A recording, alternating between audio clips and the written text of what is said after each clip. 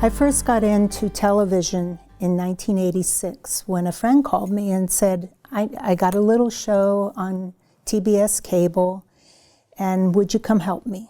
We were shooting a video in front of a live audience, and I always say I fell in love at first audience, because one show and I was hooked, and I knew that's what I wanted to do.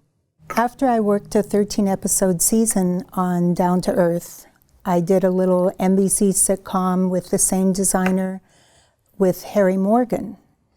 When we wrapped, the designer got out of the business and I didn't know how to go forward. So I reached out to coworkers and they were so generous in their information and in giving me phone numbers, and it was my first experience with networking. You gotta make a cold phone call to someone you've never talked to before, and you've gotta get them interested in you. I guess one of my biggest breaks was I got a job at Carsey Werner. It was actually through networking, once again, calling people.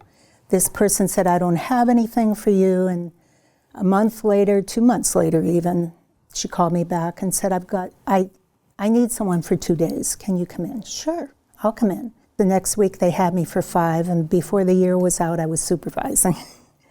It's the same old thing. If you want something and you're a hard worker, you go forward. 9 years later, I was working my 3rd season on Grace Under Fire, and I heard that they had picked up a pilot called Townies.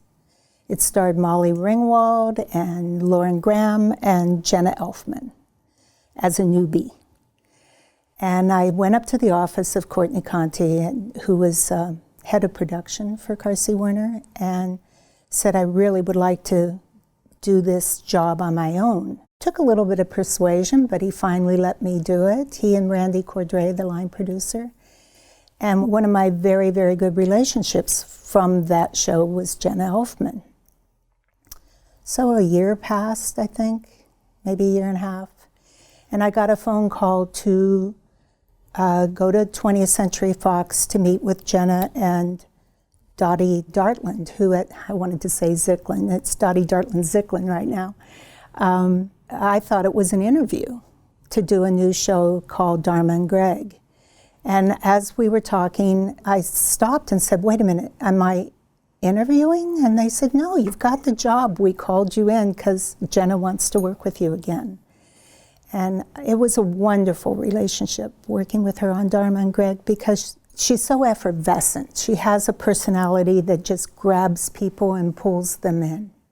Fashion was kind of somber. It had about 4 years of being a lot of black and gray and navy, and I knew it wouldn't work, not with her vivacious personality, that the clothes had to match her personality.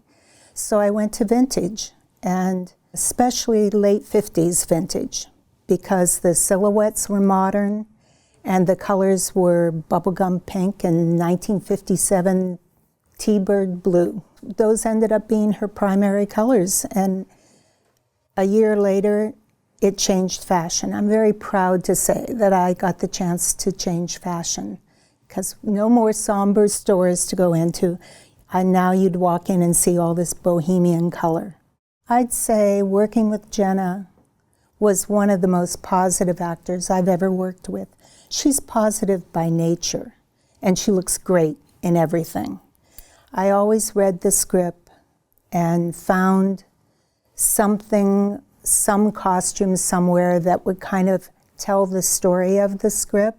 So when we'd have fittings, I'd have everything lined up, what I thought it should be, and then of course backup things. So we had fun in our fittings, and it was very collaborative. I always make sure that my actors are comfortable in what they wear, because you work against yourself if you don't. You know, if they're worried about their costume or not feeling correct in their costume, you don't get a good performance. It's been my experience that a lot of designers don't like to do pilots. They're fast, they're furious, trying to capture people in such a short amount of time. It's challenging. That's why I love it. I love the challenge. I think it's the biggest footprint you can make on a character is that first look. The first time they walk out on stage and see themselves, or feel, more importantly, feel who they are now, because they've shed the skin of their personal being and become the person that they are playing. And that's why I love it. It's exciting to me to change someone from who he is or she is into the character that she's playing. I've got so many favorite things about this job. One is, of course, the biggest one is the creativity. It's an artistry. It's being just like an artist sits down with their paints or sketch pad and pencils. I feel the same way when I'm developing a character, and that's the biggest turn on for me. The other thing is I've been fortunate, so fortunate in my life, and I work with great people. I've had very, very few instances that I would have changed, ever. So the other thing is the people, the associations, the camaraderie of building something together. I think anyone coming into the business now, or ever, but especially now, you've got to really want it. You've got to have a passion for it.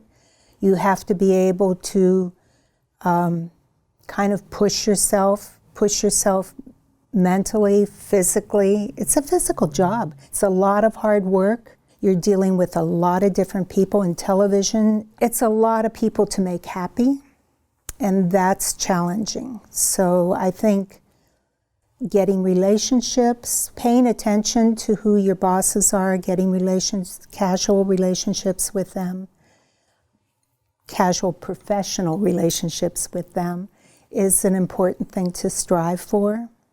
Work hard and produce and stay on budget. My career has been 32 years in sitcoms specifically, where oftentimes the clothes become a character.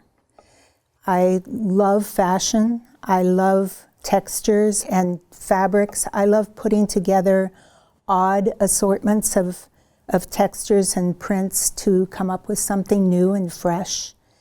I like the unexpected. I like it when people say, I never would have thought of that, and it works.